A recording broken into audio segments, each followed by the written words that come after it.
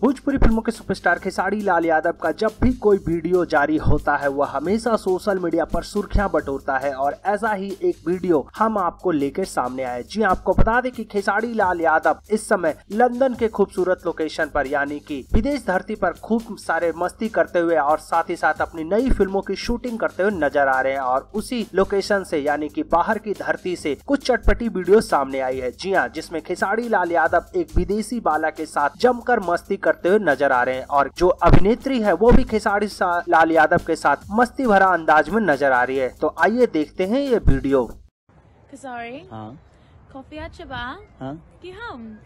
तू तारे ले सुंदर कुछ हो सकेला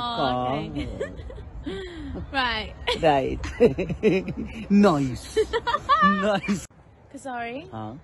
कॉफी चबा हाँ कि हम तू तारे ले सुंदर कुछ हो सकेला right राइट नाइस नाइस